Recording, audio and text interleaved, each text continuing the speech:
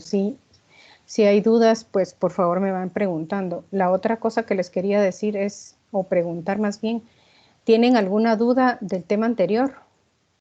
De las curvas y todo eso que vimos.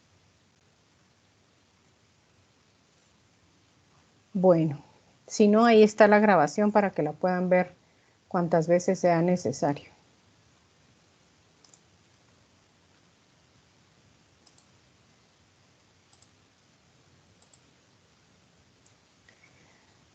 Ok.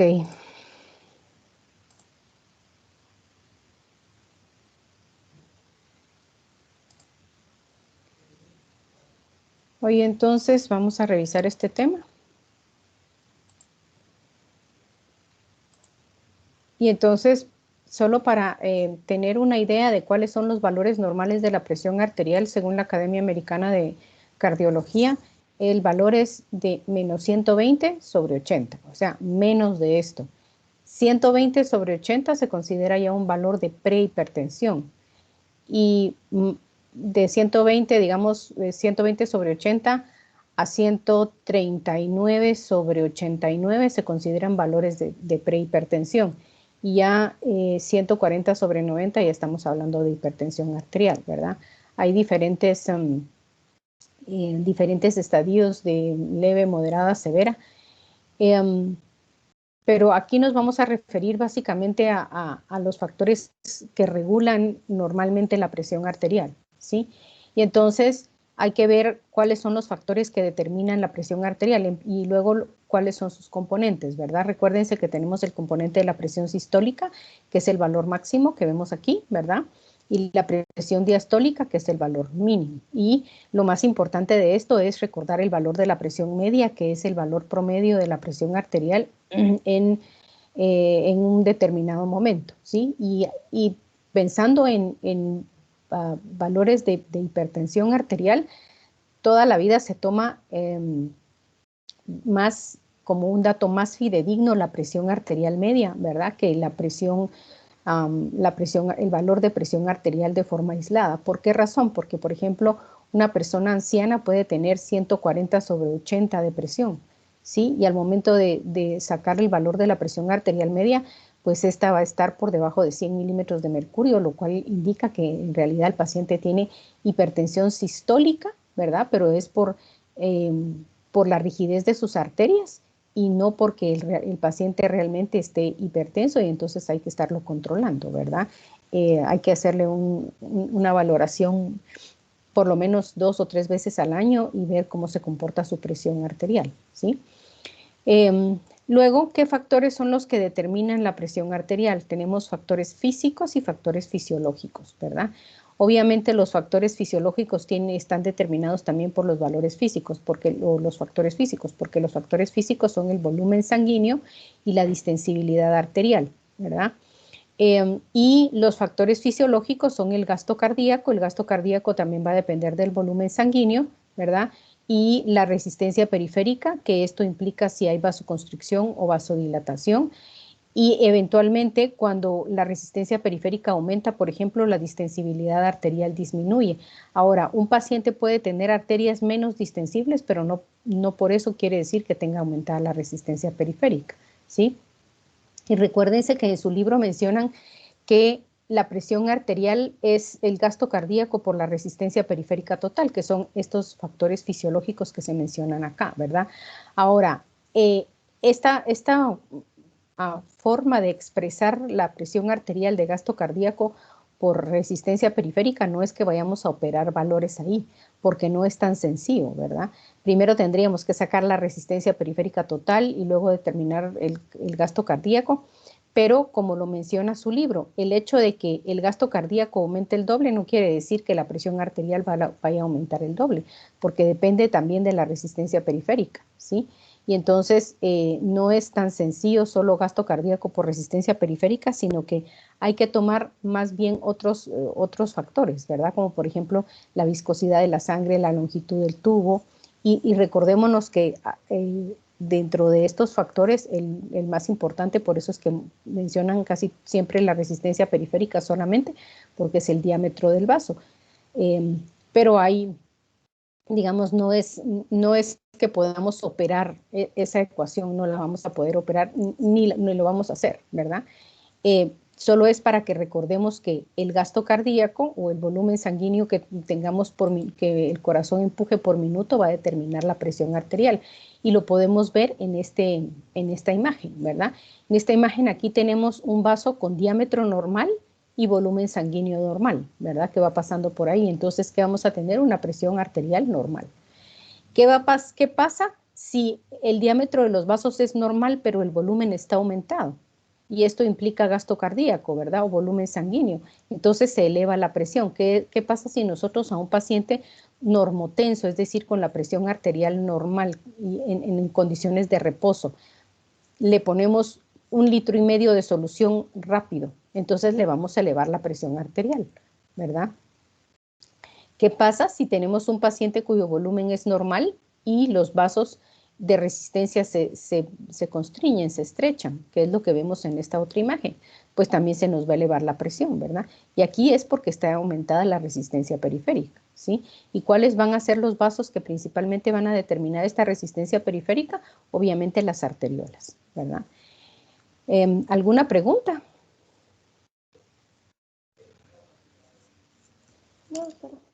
Todo bien, Muy bien, doctor. Muchas muy gracias. bien. Ok, ahora vamos a empezar viendo los mecanismos que controlan la presión arterial y vamos a tener dos mecanismos principales, ¿verdad? Que van a ser los mecanismos nerviosos y esto se refiere al funcionamiento de vasoreceptores y los mecanismos hormonales que se refiere básicamente al sistema renina, angiotensina, aldosterona, ¿sí?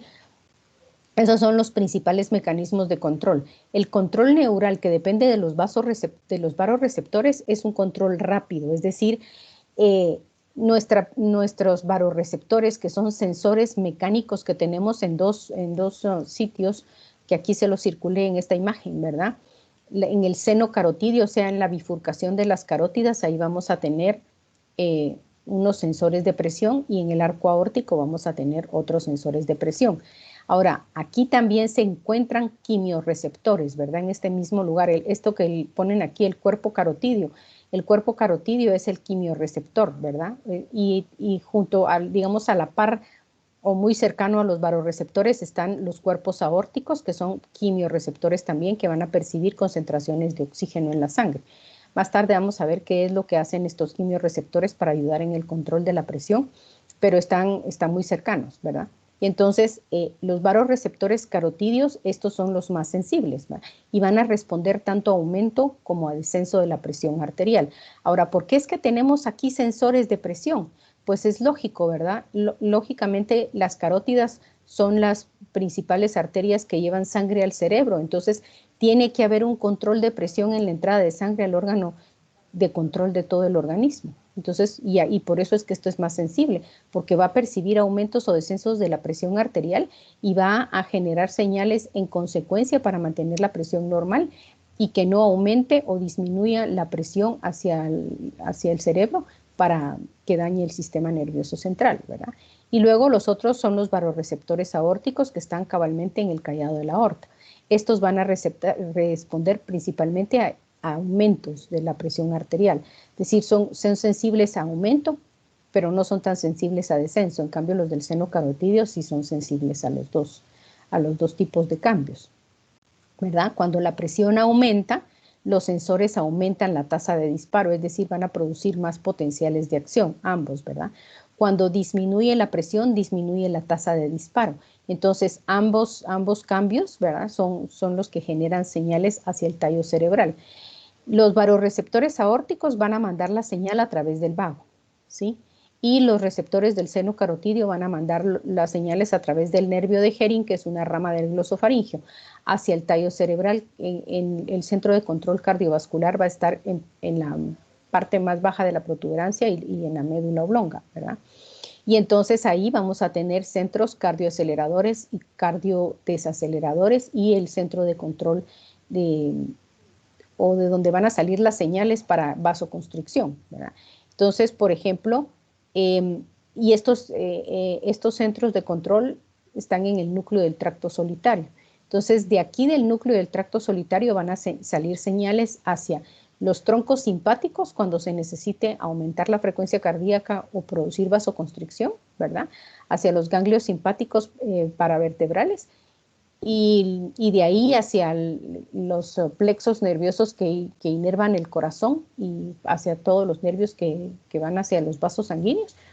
O bien se van hacia los centros del tallo cerebral, donde está el núcleo del nervio vago y del nervio glosofaringeo, y más bien del nervio vago, ¿verdad? Porque el nervio vago es el que va a inervar el corazón, va a formar un plexo del parasimpático que va a inervar el corazón. Recuérdense que el parasimpático no inerva directamente los vasos sanguíneos, ¿verdad?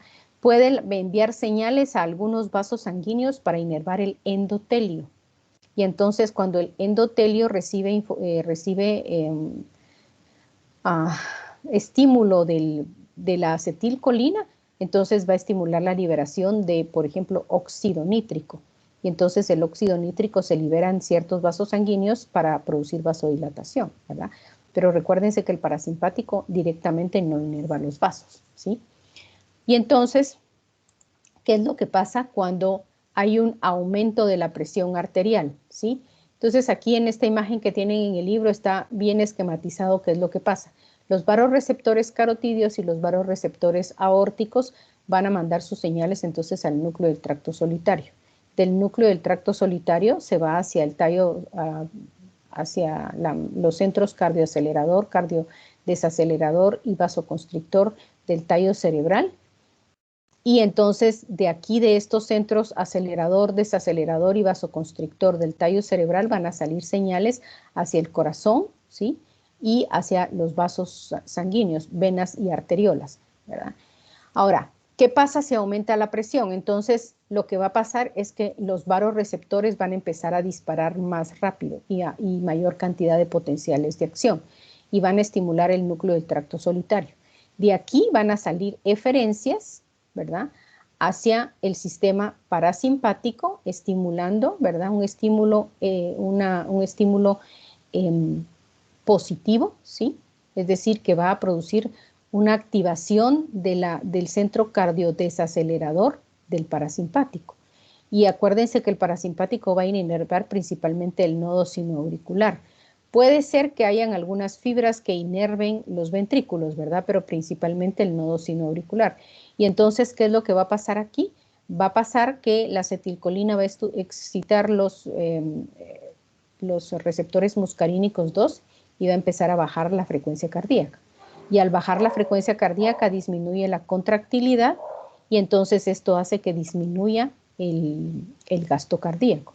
La disminución del gasto cardíaco va a condicionar una disminución en la presión arterial, ¿verdad? ¿Qué otra cosa sale del núcleo del tracto solitario? Va a salir un estímulo inhibidor, ¿sí?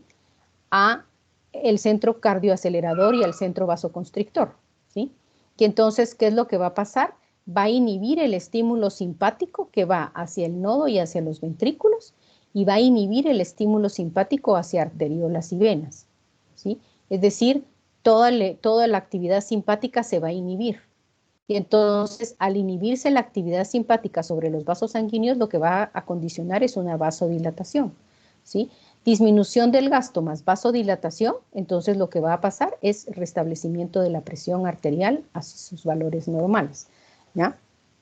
¿Alguna pregunta respecto a este proceso? Doctora. Sí, dígame. Pero es que a mí no me quedó muy claro, cuando lo inhibe, de ahí como que me perdí, no entendí mucho.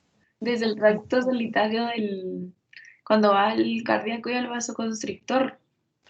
O sea, lo que hace el núcleo del tracto solitario aquí es mandar señales inhibidoras hacia las fibras simpáticas, ¿sí? Entonces, al inhibir las fibras simpáticas, ya no va a tener, el simpático ya no va a tener influencia sobre el corazón. Es decir, va a dejar que solo el parasimpático actúe sobre el corazón, disminuyendo la frecuencia y la contractilidad, ¿verdad? Y entonces, al disminuir la frecuencia y la contractilidad, pues entonces disminuye el gasto cardíaco. Ahora, también inhibe el efecto del simpático sobre los vasos sanguíneos. Entonces, al disminuir la actividad del simpático sobre los vasos sanguíneos, esto condiciona una vasodilatación, ¿sí? Principalmente en las arteriolas. Y entonces lo que va a pasar es que se van a vasodilatar las arteriolas. Y entonces disminuye el gasto, disminuye el tono de los vasos sanguíneos y esto va a condicionar un descenso de la presión arterial hacia sus valores normales. ¿Sí? Ahora sí, ¿ya? Sí, gracias. Ok. Bueno, ahora, ¿cuándo funcionan estas situaciones? Funcionan en cuestión de minutos, ¿verdad? Segundos a minutos, ¿sí? Por ejemplo, ustedes van en su carro y alguien los choca o alguien los asalta. Eso les va a producir una descarga masiva de catecolaminas, ¿verdad? Y entonces les va a subir la presión arterial. Les va a dar taquicardia, les va a producir una elevación de la presión arterial. Esta elevación de la presión arterial va a ser detectada por estos vasoreceptores.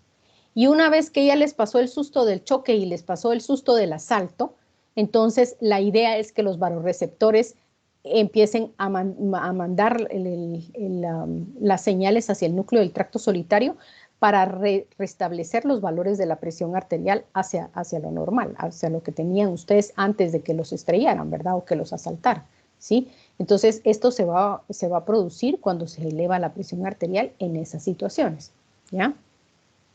¿Ok? Cuando, por ejemplo, nosotros estamos tirados en nuestra cama o sentados en el sillón viendo la televisión sin hacer nada y de repente nos ponemos de pie y vamos a hacer una actividad, ¿verdad? Esto implica que vamos a empezar a hacer actividad física y esto va a incrementar la liberación de adrenalina y nos puede subir la presión arterial un poco. Y entonces para remandarla a los niveles basales, pues entonces esto es lo que se echa a andar esto, ¿verdad? Este mecanismo. El asunto es mantener la presión arterial en los niveles basales. Ahora, ¿cómo se mantienen los niveles basales? Porque en el tallo cerebral tenemos, en el centro de control cardiovascular tenemos un punto de ajuste, se llama ese punto de ajuste, ¿verdad? Es decir, está calibrado nuestro tallo cerebral para que nuestra presión arterial en condiciones de equilibrio, es decir, cuando estamos haciendo alguna actividad, digamos, estamos sentados frente a la compu o estamos caminando no muy rápido, ¿verdad? Cualquier actividad que no implique un esfuerzo físico muy intenso, nosotros tenemos que mantener nuestra presión arterial, sobre todo la presión arterial media, ¿verdad? En un valor determinado, estable. O sea, nuestra presión no puede estar fluctuando, ¿verdad? Se me sube 130/90, luego se me baja 120/80, después se me baja 110/60, así no. Se mantiene nuestra presión arterial estable en un punto de ajuste, ¿verdad? Si no hacemos actividades muy intensas físicas y si no nos estamos sometiendo a un estrés muy agudo. Entonces, la idea es mantener la presión en ese valor estable. Y entonces nuestro tallo cerebral tiene un punto de ajuste, o sea, la calibración del tallo está en un valor determinado, ¿verdad? Por supuesto que este es individual para cada persona, pero tiene que estar en un rango de presiones normales, como les decía, menos de 120/80, pero obviamente tiene que estar arriba, la sistólica tiene que estar como mínimo en 90 milímetros de mercurio y la diastólica tiene que estar como mínimo en 55 milímetros de mercurio, ¿verdad? O sea, también hay valores mínimos, porque menos de eso la persona entonces entra en hipotensión, ¿verdad? Bueno, ahora, ¿qué pasa si se nos baja la presión? ¿Sí? Si se nos baja la presión, entonces ocurre todo lo contrario. Ahora, recordémonos que para presiones bajas, cuando la presión desciende, el que va a disparar es el vasoreceptor del seno carotídeo, porque ese es el más sensible, ¿verdad? Entonces, ¿por qué es que empieza a mandar señales el vasoreceptor del seno carotídeo? Porque estos vasoreceptores, estos mecanosensores, empiezan a disparar cuando se eleva la presión, entonces se estiran estos vasoreceptores, ¿verdad? Y entonces, cuando disminuye la presión, ¿sí? Y se vasodilatan los vasos, entonces disminuye el estiramiento de estos vasoreceptores y empiezan a disparar menos.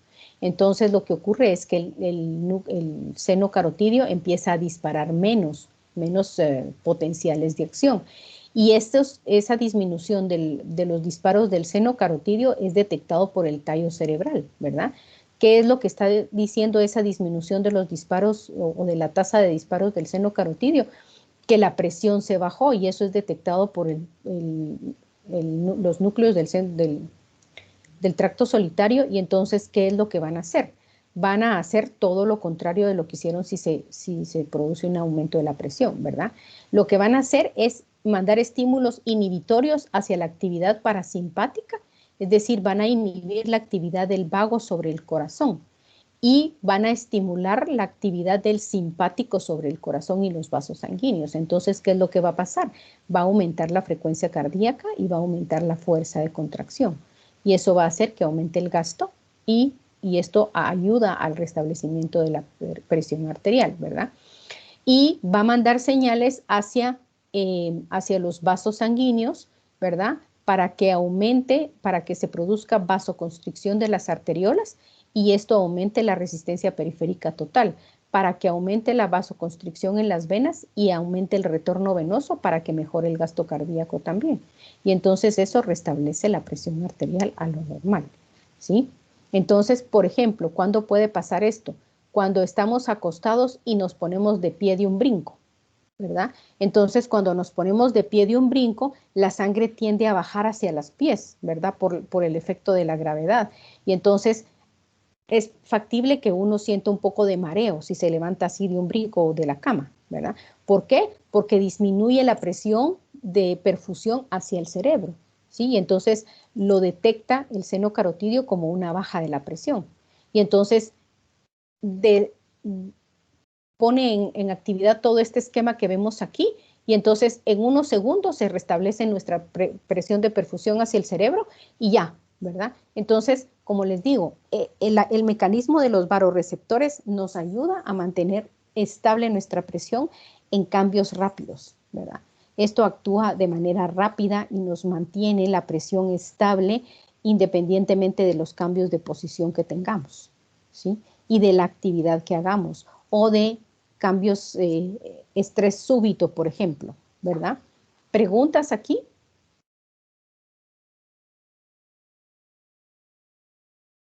Muy bien. Entonces, aquí les puse una gráfica, esta la saqué de Bernie Levy, y aquí lo que nos está poniendo es la presión en el seno carotidio, que es el más sensible, dijimos, ¿verdad? Y aquí el porcentaje de la actividad simpática máxima y el porcentaje de la actividad vagal máxima. Y entonces se fijan ustedes que esta es una imagen como en espejo. ¿Qué es lo que estamos viendo aquí? Que cuando las presiones en el seno carotidio, estos son presiones arteriales medias, ¿verdad? Presiones medias en el seno carotidio son bajas, la actividad simpática es máxima y la actividad parasimpática es mínima, ¿verdad? Conforme las presiones en el seno carotidio van aumentando, entonces va descendiendo la actividad simpática y va empezando a aumentar la actividad vagal, ¿verdad? Que es el parasimpático, hasta que a presiones muy altas en el seno carotidio la actividad vagal es máxima y la actividad simpática es mínima, ¿verdad? Eso es lo que podemos ver en esta gráfica. Ahora, cuando tenemos cambios, variaciones de la presión, sobre todo a la baja, ¿verdad? Esto es presiones a la baja, ¿verdad? Con disminuciones de la presión arterial en situaciones como, por ejemplo, pérdidas de volumen, diarreas severas, diarreas y vómitos o digamos, pérdidas de sangre por hemorragia. Entonces vamos a activar este sistema del que ya hemos hablado como 3 veces, ¿verdad? Que es el sistema renina-angiotensina-aldosterona, ¿sí? Y este lo vamos a volver a ver cuando miremos el riñón, ¿sí? Y entonces se va a activar este sistema. Ahora, los vasoreceptores actúan rápido. Por eso es que es el control inmediato de nuestra presión arterial. Este sistema renina-angiotensina-aldosterona tal vez es más efectivo y más estable, ¿verdad? Pero también es más tardado. Por eso es que se echa a andar en situaciones de pérdida de volumen, ¿verdad? Porque si nosotros tenemos una vasodilatación momentánea o vasoconstricción momentánea por cambios en la posición o en la actividad física, los que se van a poner a trabajar en ese momentito son los vasoreceptores, ¿verdad? Pero si ya son cambios más crónicos, entonces se echa a andar el sistema renina-angiotensina-aldosterona. Y este solo si disminuye la presión arterial. Ahora, ¿por qué cuando disminuye la presión arterial? Porque cuando disminuye la presión arterial baja la perfusión renal, ¿verdad? Recuérdense que el riñón necesita 25% del gasto cardíaco siempre, ¿sí?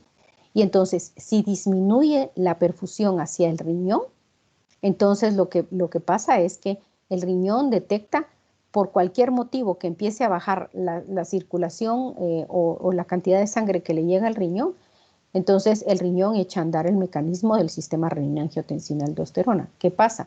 Él tiene un sensor de presión y de flujo en la nefrona. No sé si ustedes han visto una nefrona. La nefrona es la unidad básica funcional del riñón, ¿verdad? Y la nefrona tiene un sistema de capilares que se llaman los capilares glomerulares, que tienen de entrada una arteriola que se llama arteriola aferente y de salida tienen otra arteriola. Es un capilar que está metido entre dos arteriolas, ¿sí? Que es la arteriola eferente. Entonces, cuando disminuye la presión de entrada al glomérulo, ¿sí? Que son los capilares más importantes del riñón, cuando disminuye es porque en la arteriola aferente está entrando menos cantidad de sangre. Y entonces entre esas dos arteriolas hay un grupito de células que se llaman el aparato yuxtaglomerular. Y de este aparato yuxtaglomerular es el que se encarga de percibir esos cambios de presión. Y entonces ahí hay unas células que se llaman células granulares que sintetizan y liberan renina, ¿verdad? La renina, recuérdense, es una enzima. Entonces, cuando disminuye el gasto cardíaco hacia el riñón o disminuye la cantidad de sangre que está irrigando el riñón, se libera renina. La renina va a actuar sobre un péptido que se llama angiotensinógeno. ¿Dónde se produce el angiotensinógeno? En el hígado. O sea, siempre tenemos angiotensinógeno circulando en nuestros vasos sanguíneos, ¿verdad? En la sangre. Entonces, cuando la renina encuentra su sustrato, que es el angiotensinógeno, lo transforma en angiotensina 1. Este es otro péptido, ¿verdad?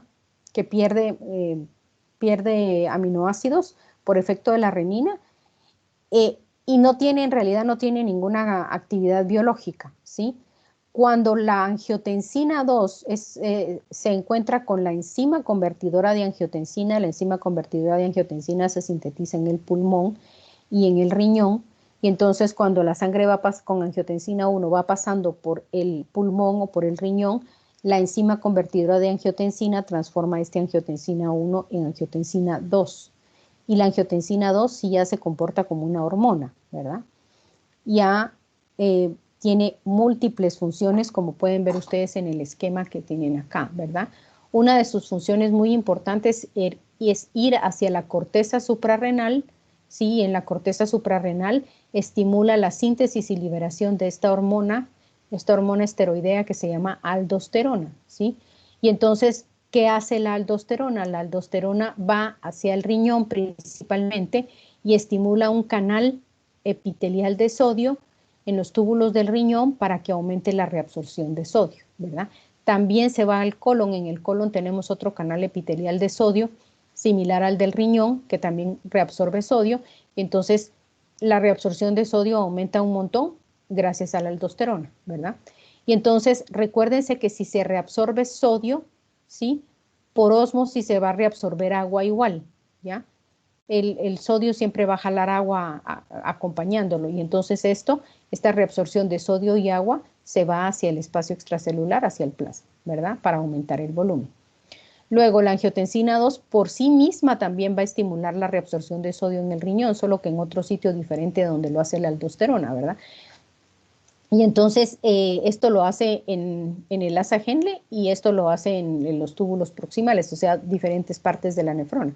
Entonces la angiotensina 2 también estimula la reabsorción de sodio y de agua concomitantemente con el sodio y esto aumenta el volumen extracelular.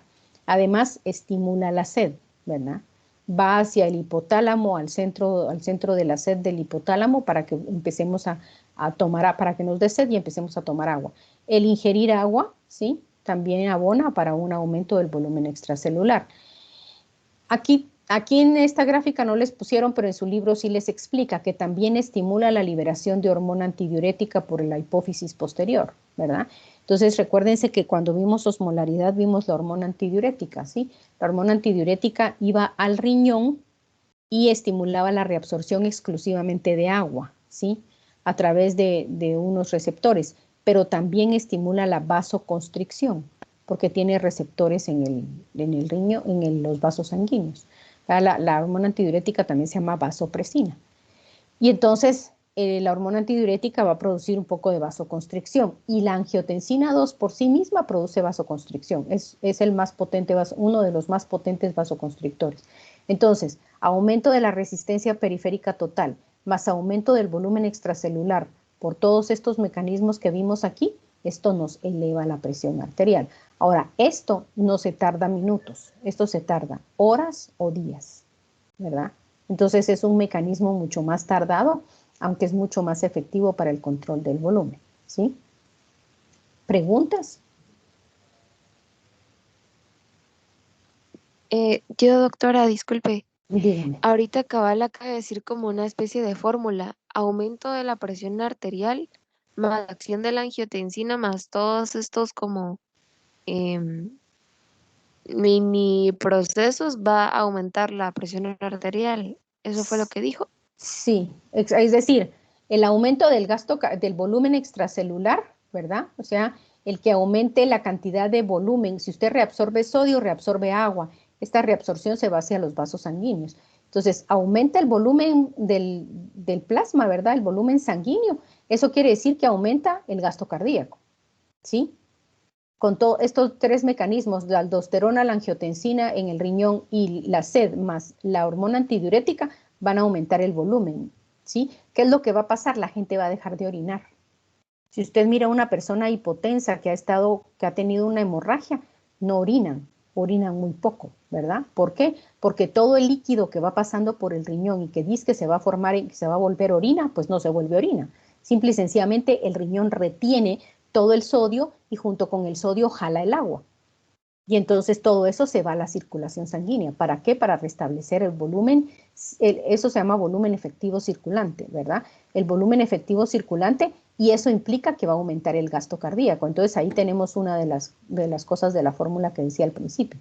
Y la otra es que se va a producir vasoconstricción, aumento de la resistencia periférica. Y entonces eso, todos estos mecanismos son para restablecer los valores normales de presión en casos de una hemorragia o de una pérdida de volumen por diarrea severa, por ejemplo, ¿sí? ¿Ok? Sí, sí, gracias, doctora. De nada. Bueno, una de las cosas que sí tienen los varoreceptores, y eso se recuerdan que lo platicamos cuando vimos mecanosensores en el sistema nervioso, es que los varoreceptores, sobre todo cuando hay elevaciones de la presión, se adaptan, es decir, se insensibilizan, mencionan en su libro, ¿verdad? ¿Qué es lo que pasa? ¿Qué es lo que ocurre con los pacientes hipertensos? ¿Sí? Cuando una persona se le empieza a subir patológicamente la presión arterial, ¿verdad? Entonces el varoreceptor empieza a generar toda la señal que ya mencionamos al principio, ¿verdad? Estímulo del parasimpático, activa el parasimpático e inhibe el simpático, ¿sí? Y entonces la idea es que la gente le empieza a bajar la frecuencia cardíaca con el fin de disminuir el gasto y con el fin de restablecer la presión arterial. Si la presión arterial no se restablece después de unos días de estar en este trabajo, entonces lo que pasa es que el mecanosensor se adapta al nuevo valor de presión. Esto implica que se desensibiliza de ese valor más elevado de presión y deja de mandar señales al tallo cerebral y entonces el tallo cerebral también eleva su punto de ajuste, ¿verdad? Es decir, se calibra a una presión un poco más alta y ahí se mantiene. Si se vuelve a elevar la presión arterial, pues lo mismo, ¿verdad? Y así, por eso es que la hipertensión arterial le llaman el asesino silencioso, porque la gente de verdad no tiene síntomas hasta que la presión arterial ya está sumamente alta. Entonces, ¿qué síntomas empieza a tener la gente? Le empieza a dar dolor de cabeza, empieza a fatigarse rápido cuando hace algún tipo de ejercicio, ¿verdad?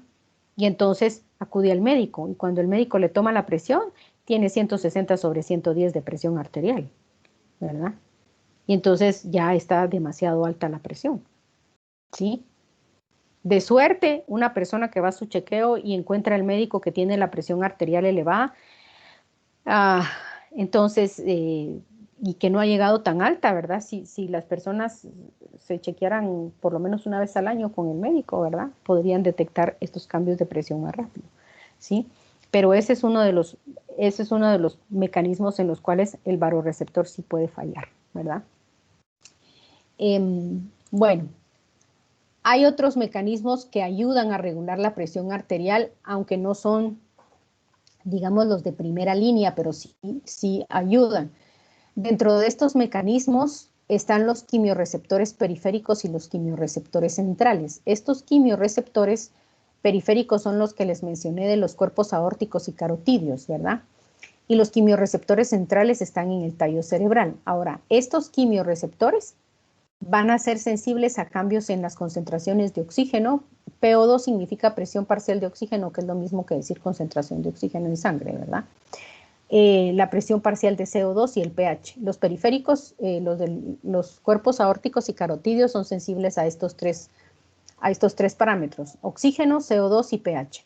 Principalmente al oxígeno, ¿verdad? Y si el oxígeno, si la baja de oxígeno está combinada con un aumento del CO2, pues van a generar más señales, ¿verdad? Ahora, ¿cuál es la finalidad de estos quimiorreceptores periféricos? Es percibir cambios en las concentraciones de los gases arteriales para estimular la respiración, ¿sí? Entonces, ¿qué es lo que hacen? Mandar señales al centro de control respiratorio para estimular a las personas a que respiren más rápido y más profundo. Esa es la finalidad de los quimiosensores, no regular la presión arterial. Sin embargo, van a generar de forma indirecta estímulos hacia el centro de vasoconstricción arteriolar, ¿verdad? Y hacia la frecuencia cardíaca, ¿verdad?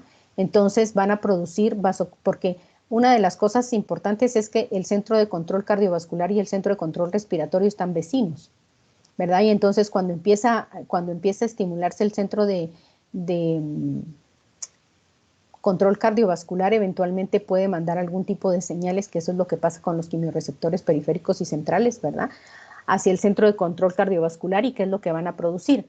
Vasoconstricción arteriolar, aumento de la frecuencia cardíaca, de forma indirecta por el aumento de la ventilación. Es decir, cuando nosotros empezamos a respirar más rápido y más profundo, también se estimula nuestra frecuencia cardíaca de forma indirecta, ¿verdad? Entonces, ahí es otro control indirecto. Ahora, los quimiorreceptores centrales, que son los que tenemos en el tallo cerebral, se encargan de percibir cambios en la presión de CO2 y del pH del sistema nervioso central, en el líquido cefalorraquídeo, ¿verdad? Y entonces, ¿por qué de la CO2? O sea, el oxígeno es menos, ¿verdad? Aquí básicamente es el CO2, porque cuando se empieza a acumular CO2 y el pH empieza a descender en el líquido cefalorraquídeo, esa es la señal importante de que hay una baja en la irrigación sanguínea del cerebro, ¿verdad? Y entonces también estos quimiorreceptores, su función es estimular la ventilación, ¿verdad? O sea, aumentar la frecuencia cardíaca y la frecuencia respiratoria y la profundidad de las respiraciones. Esa es su función principal, ¿verdad? Pero también tiene como función aumentar la resistencia periférica total de forma bastante importante. Esa reacción o esa respuesta del cerebro a una disminución del flujo sanguíneo cerebral se llama la respuesta de la isquemia cerebral o la reacción de la isquemia cerebral. Si empieza a acumularse el CO2, quiere decir que no hay suficiente irrigación sanguínea en el cerebro. Entonces no está moviendo el CO2 ni lo está sacando de los tejidos, del tejido cerebral, ¿verdad? Entonces, ¿qué implica esto? Que no solo tenemos que aumentar la ventilación para mejorar el intercambio de gases en el pulmón, sino que se tiene que generar un aumento intenso de la resistencia periférica para redirigir todo el flujo sanguíneo hacia el encéfalo, ¿verdad?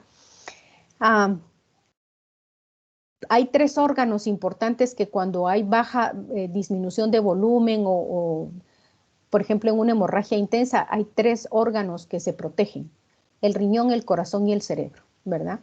Y entonces todos los demás órganos van a sufrir vasoconstricción. Por eso es que uno cuando está hipovolémico se pone pálido, porque la circulación cutánea se vasoconstriñe, todo el lecho cutáneo se vasoconstriñe y manda sangre para el aumento del gasto cardíaco.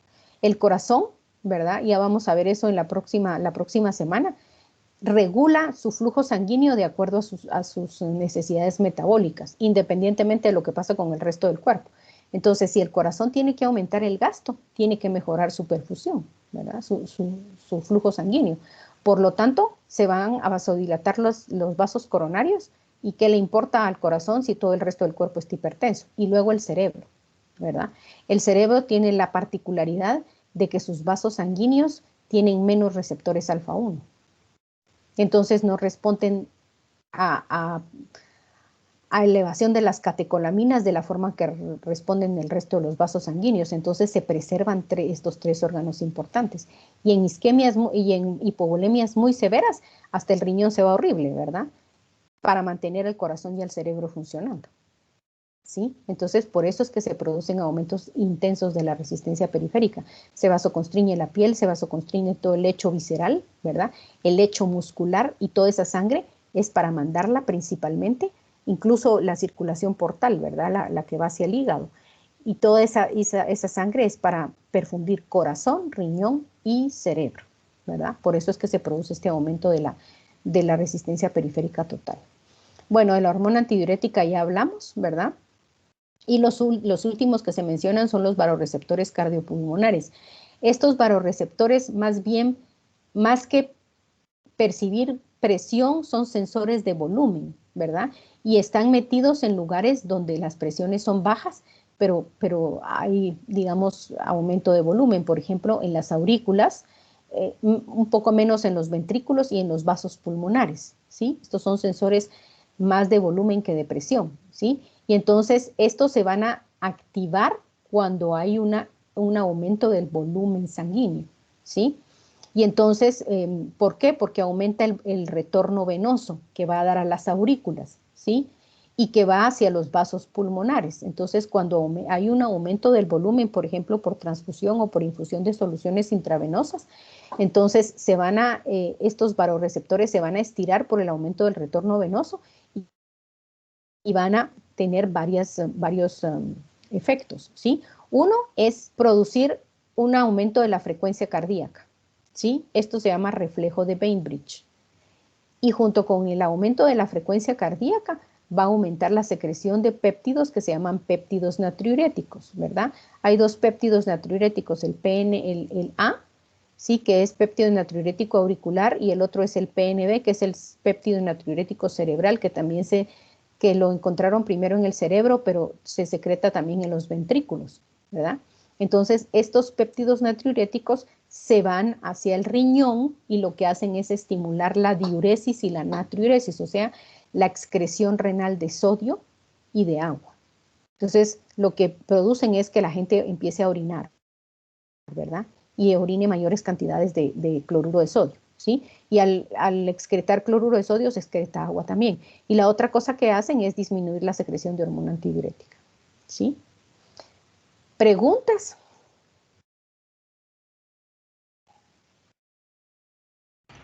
No, doctora. Muy bien.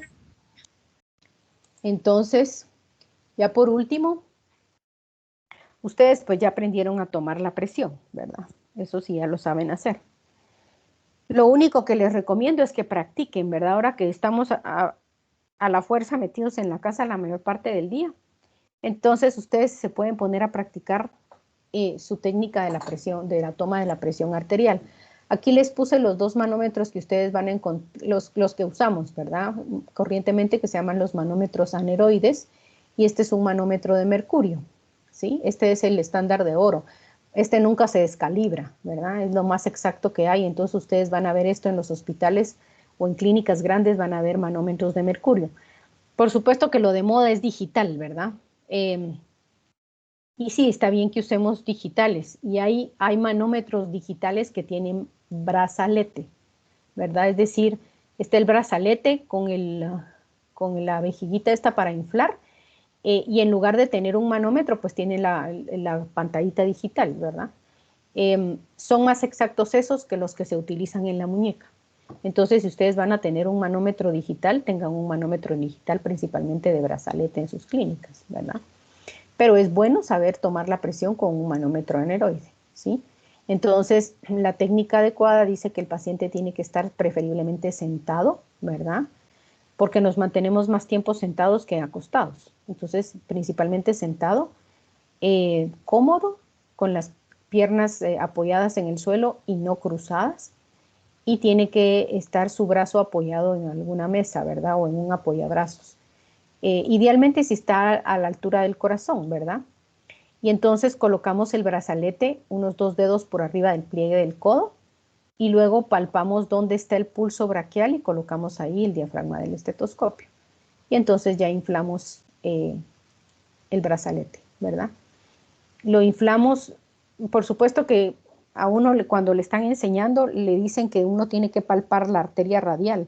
Cuando cesa el pulso radial, esa es la máxima presión a la que tenemos que inflar, ¿verdad? Y luego ya desinflamos lentamente, movemos la valvulita de la perilla y entonces desinflamos lentamente y empezamos a escuchar los ruidos de Korokov. ¿En qué momento registramos la presión sistólica? Cuando escuchamos el primer ruido. Cuando escuchamos el primer ruido. ¿Y en qué momento registramos la presión diastólica? Cuando se deja de escuchar los latidos. Bueno, se puede, ¿verdad? Eventualmente ustedes pueden dejar de escuchar los latidos. Pero, por ejemplo, en los varones que tienen las vasos grandes, ¿verdad? Y más potentes, diría yo, los pulsos tal vez más fuertes, o en algunas personas ustedes van a seguir oyendo la pulsación de la arteria braquial a través del estetoscopio y su manómetro ya les registra 20 milímetros de mercurio. Entonces, en realidad, si ustedes van a buscar la técnica, dice que la técnica adecuada es que ustedes registran la presión diastólica cuando los ruidos de Korokov cambian de tono. Es decir, los latidos vienen golpeados y de repente se vuelven suaves. Es en ese momento que se tiene que registrar la presión diastólica, porque si no, ustedes pueden seguir oyendo los ruidos hasta que registra 20 milímetros de mercurio, y no, ¿verdad? Ahí no es, porque no puede tener una persona 110/20, eso no se puede. Entonces, la técnica, si buscan en una semiología, ¿verdad? O en algún libro, van a ver que es cuando cambia de tono. O lo pueden ir a ver no sé, en algún manual de la Academia Americana de Cardiología. Entonces, ahí es donde tienen que registrar la presión diastólica. Esto requiere práctica. ¿Sí? Entonces, ustedes tienen que tomarle la presión a medio mundo a cada rato para poder tener oído para distinguir los cambios de la presión sistólica y la presión diastólica, ¿verdad? Y ya después, cuando ya sepan tomar la presión anaeroide, pues entonces ya consiguen su manómetro digital, ¿verdad? No van a ir con el manómetro digital al Roosevelt, porque, o a donde sea que vayan a hacer sus prácticas, ¿verdad? Porque acuérdense que ahí todos se lo roban. Y es más barato conseguir un manómetro anaeroide que un manómetro digital, ¿sí? Entonces, tiene uno que aprender a usar esto, ¿sí? Bueno, jóvenes, ¿alguna pregunta? Muy bien, terminamos aquí entonces.